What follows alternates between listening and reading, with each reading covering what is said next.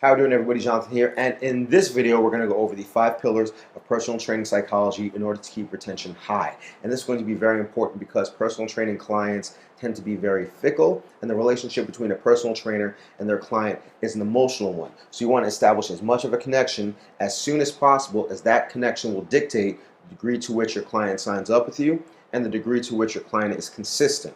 So we're going to go over these psychological pillars. But before I do, if you struggle with the technical aspect of training as it relates to coming up with great workouts, sales, marketing, I definitely recommend that you check out my Dumbbells to Dollars course, as it is a course geared toward helping you to succeed on the business end, whether you're working in a gym, have your own boot camp, or are looking to transition from the gym to starting your own business. So if you want more information on that, I definitely recommend that you click on that image right there, check out a couple of the sample lectures, and see if it's for you.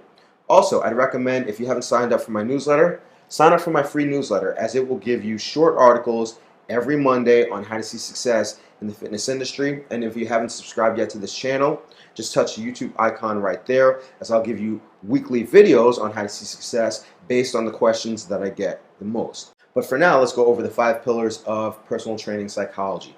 Tip number 1 is going to be that your client should feel that they are a high priority with you. And this isn't hard to do. Really, all you have to do is connect with your client outside of the personal training session, because they pay you to be there. But when they know that they're on your mind outside of the session, that goes a long way. So I would invite you to use a 5-day rule.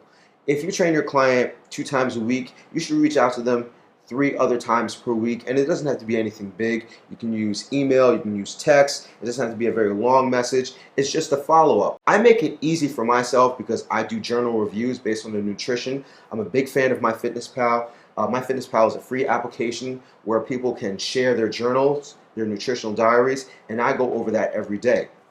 So if you're running out of things to talk about, you can just go over your client's journal. And if you want deep lectures on how to work on that, that's also included in the course. All right. Another thing that you can do to make your clients feel highly prioritized is just give them a lot of energy when you see them. There's a big difference between, "Hi Jim, all right, let's hop on the treadmill," and "Hey Jim, great to see you. Let's get to work. I can't wait to start working out." And that extra energy that you give your client goes a long way, because they don't get that kind of appreciation at home, on the job, on the road, anywhere else. So that little bit of extra energy that you give them when you see them will help them to feel prioritized. All right.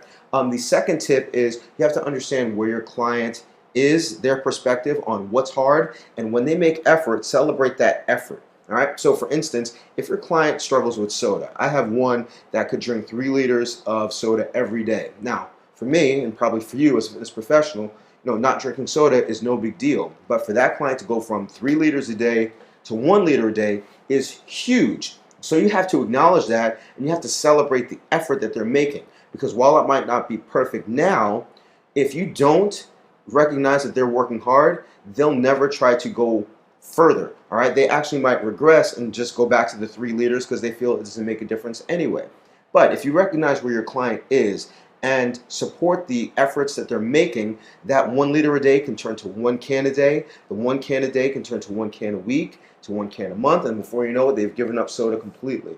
So understand where your client is, understand what a struggle is for them, take yourself out of the equation, and encourage them as they start to make the right steps towards health. Tip number 3 is that you have to keep your client focused. So let's say, for instance, you have a client that starts off at 225 pounds. All right, they need to get to 160 pounds. Along that way, they get to 200 pounds. So your client has lost 25. All of their friends now are raving about how great the client looks. All right, they're saying, "You've done such a great job, you look awesome," and the client may get all wrapped up in all this attention that they're getting, and then they actually may start to coast. So it's your job as a trainer to say, "I think it's great that you've lost 25 pounds, but remember, we have a goal of 160, and I know that you can get there," because you as a trainer know that the client still is at a moderate risk for metabolic disease. The client still is not at a healthy body fat percentage. And clients tend to just, like we said, they're fickle and they're emotional. So when they get that social proofing and social feedback from their friends, they're likely to think, "All right, I've done everything that I can." You have to keep your client focused on their end goal.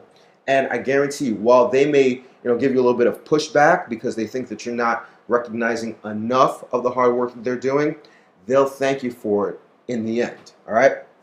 Tip number 4 is you have to help your client recognize what's within their control and what's out of their control. So for instance, I train a lot of lawyers, I train a lot of ad execs, so they often have to entertain clients, they have to travel, and they have to go to seminars. And this usually upsets their daily eating plan and makes them feel discouraged about their end goal. You may have a situation where a client just doesn't get along with their spouse or doesn't get along with their coworker, and then that causes them to binge eat. But what you have to help your client understand is, you can't control somebody else's behavior, but you can control, what you eat and your habits. As it relates to the people that travel, you can just empower them by letting them know, yes, you may not have the perfect meal that you would generally have at home, but you can find healthy things while you're out at that seminar or while you're entertaining clients, whatever the case may be.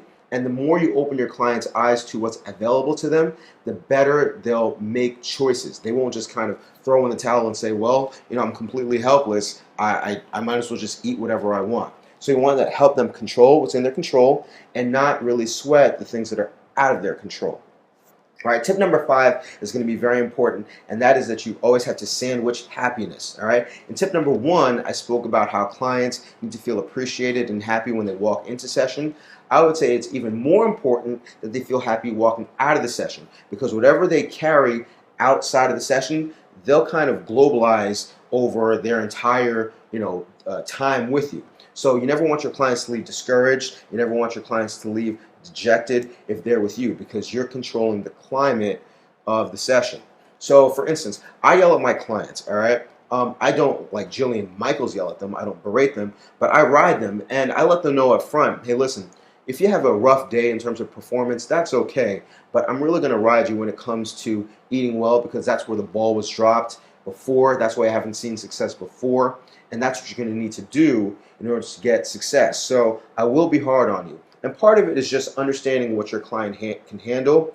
But some things that you never want to say to your client, you never want to call your clients fat, you never want to call your clients heavy, you never want to question their integrity, you never want to call them lazy. This will never work well with a client. What you can do, and what you have to do as a trainer, is be honest with your client. You want feedback from what they're doing, you want to acknowledge what's great, but you also want to point out what they need to improve upon. And instead of just beating them down on, you're doing this wrong, this wrong, this wrong, this wrong, this wrong, pick 1 or 2 things, all right? Pick one thing and then turn that into a challenge that you guys are going to tackle together. So Bill just keeps drinking beer, all right?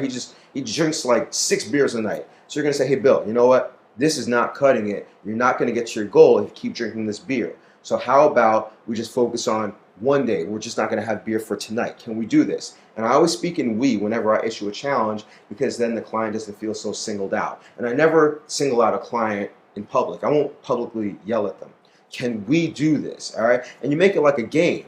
You'll say, text me if you feel the need to have beer, or I'll text you at around the time to generally have beer. And now the client isn't leaving thinking, man, my trainer is just never satisfied with what I do, because clients do feel that way. They're thinking, all right, client, my trainer issued me a challenge.